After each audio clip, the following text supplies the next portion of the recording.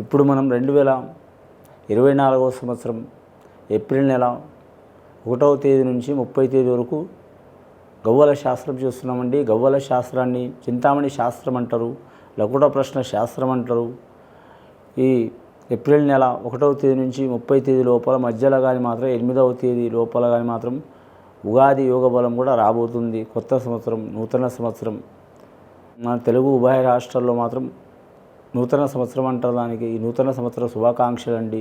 ఈ క్రోధినామ సంవత్సర బలంలో ఈ మాసం ఎలా ఉందో ఏప్రిల్ నెల 1వ తేదీ నుంచి 30వ తేదీ వరకు ఎలా ఉందో 12 రాశుల వారి పేరు మీద మేషరాశి నుంచి మీనరాశి వరకు.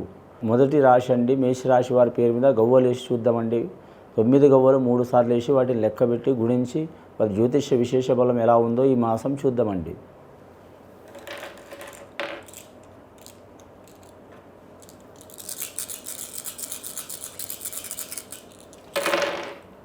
మొదటిసారిగా మేషరాశి వారి జాతకంలో మాత్రం 6 గవ్వలు పడ్డాయండి. 6వ సంఖ్య స్థానంలో చూడాలంటే శుక్రస్థానం చాలా వరకు యోగకారకం ఉంది. వారి జాతక బలానికి విశేషమైన యోగం ఉంది. అలాగే వారికి శని స్థానం చాలా ఉచ్చ స్థానంలో ఉంది కాబట్టి మాత్రం వారికి ఏ పని చేసినా మాత్రం అనుకూలమైన వాతావరణం ఉంటుంది. కాకపోతే గురుబలం లేదు వారికి. గురుబలం లేనందువలన మాత్రం ఎక్కడ పోయిన వారికి అయ్యే పనులు ఆటంకాలు, చిక్కులు, చికాకులు వస్తాయండి.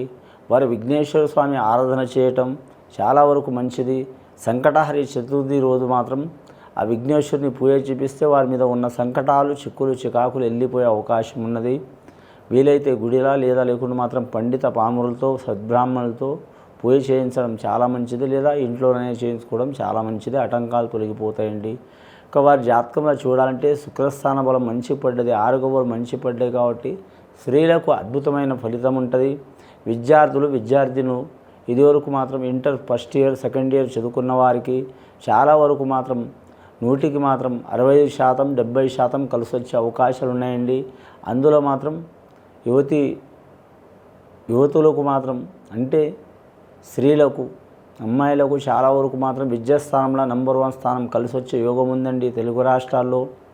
అలాగే వీరి జాతకంలో చూడాలంటే మాత్రం బాలలకు అంటే యువకులకు వారికి మాత్రం 100కి 55% మాత్రం చాలా వరకు మాత్రం నంబర్ 1 స్థానం కలిసి వచ్చే అవకాశం ఉన్నదండి. వారి పేరు మీద ఫ్యూచర్ మంచిగా ఉన్నది, రాబోయే కాలం మంచిగా ఉంది. వారికి వారు అనుకున్న రీతిలో రాణించే అవకాశం ఉంది.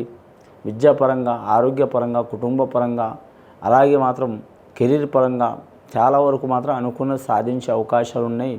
కొందరికి నిరాశ కలిగే అవకాశం ఉంది. నిరాశ కలిగినా కూడా ఏం పర్వాలేదండి. ఈ 2024వ సంవత్సరం చాలా వరకు శుభకాలం ఉన్నది.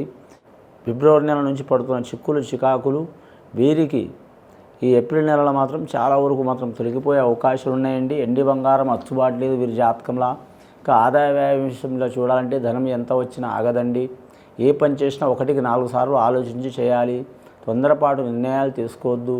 ఈ మేషరాశి వారి జాతకంలో స్వభావం ఏముందంటే మాత్రం వీరికి అధిపతి, రాష్ట్రాధిపతి వీరి జాతకానికి చూడాలంటే కుజుడు అంటే అంగారకారకుడు. ఆవేశం ఎక్కువ ఉంటుంది, తొందరపాటు ఎక్కువ ఉంటుంది, పట్టుదల ఎక్కువ ఉంటుంది. ఈ పట్టుదల, తొందరపాటు, ఆవేశం వారికి పుట్టుకతో వచ్చింది. వారు ఒక పని పట్టినంటే వదిలిపెట్టరు. సామాన్యంగా తొందరపడరు. పడ్డారంటే ఒక దాని గురించి నిర్ణయం తీసుకున్నారంటే వదిలిపెట్టరు. ఇంకా భూమి వ్యాపారం, రియల్ ఎస్టేట్ రంగం వారికి చాలా వరకు శుభయోగాలు కలిసి వచ్చే అవకాశాలు ఉన్నాయండి. అంగారక సూత్రం పఠించాలి, సుబ్రహ్మణ్యేశ్వర ధ్యానం చేయాలి అని మాత్రం చాలా వరకు శుభయోగం ఉంటుంది వారి జాతక బలానికి.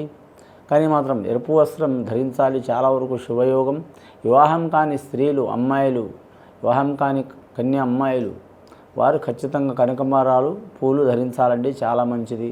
మన సనాతన ధర్మ ప్రకారం మాత్రం చాలా వరకు మాత్రం స్త్రీలు ఇలా అంటున్నని ఎవ్వరు ఏం బాధపడొద్దండి. సనాతన ధర్మ ప్రకారం చాలా వరకు మాత్రం కొందరు ఫ్యాషన్ అనుకొని మాత్రం సరిగా కొందరు బొట్టు పెట్టుకోవట్లేదు.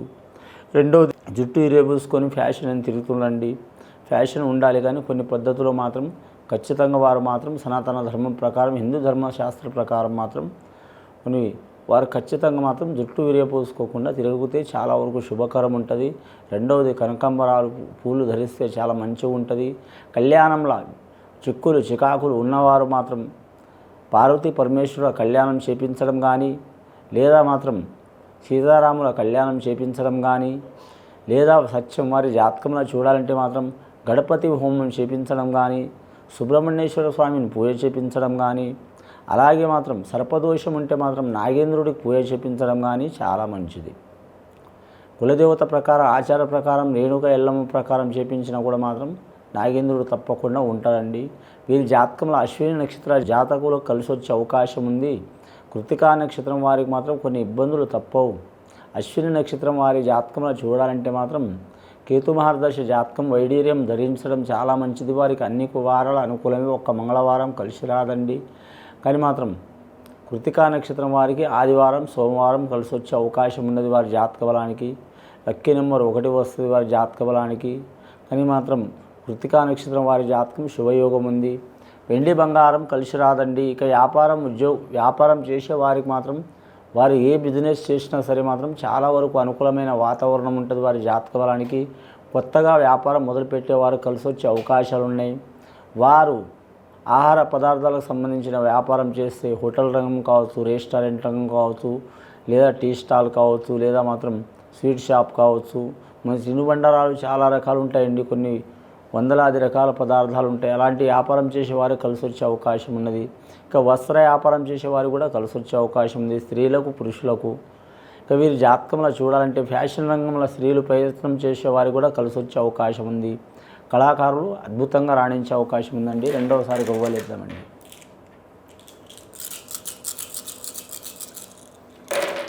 రెండవసారి గవ్వలేస్తే 5 గవ్వలు పడ్డాయండి. బుధ మహర్దశ జాతకం బిజినెస్లో తిరుగు ఉండదు వారి జాతక బలానికి. ఇక డాక్టర్లు అంటే ఆరోగ్య రంగానికి సంబంధించిన వారికి చాలా వరకు శుభ సూచనలు ఉన్నాయండి. వారికి ఆల్రెడీ సీనియర్ డాక్టర్లు కావచ్చు, జూనియర్ డాక్టర్లు కావచ్చు, డాక్టర్ ప్రాక్టీస్ చేసేవారు కావచ్చు, లేదా మాత్రం వారు ఆరోగ్యానికి సంబంధించిన చిన్నవారి నుంచి పడితే పెద్దవారి వరకు చాలా వరకు వారికి శుభ సూచనలు కలిగే అవకాశాలు ఉన్నాయి. వారు గవర్నమెంట్ సర్వెంట్లు కావచ్చు, లేదా ప్రైవేట్లో చేస్తున్న వారు కావచ్చు, చాలా వరకు శుభయోగాలు కలిసి వస్తాయి. విదేశానం వెళ్ళాలనుకునే వారికి తిరుగు ఉండదు. నల్ల బట్టలు మాత్రం తొడగవద్దండి. శనివారం తొడగవచ్చు. వారి పేరు మీద మాత్రం మొత్తం ఇప్పటివరకు అయితే 11 గవ్వలు పడ్డాయండి. మూడవసారి గవ్వలేసి చూద్దామండి వారి పేరు మీద.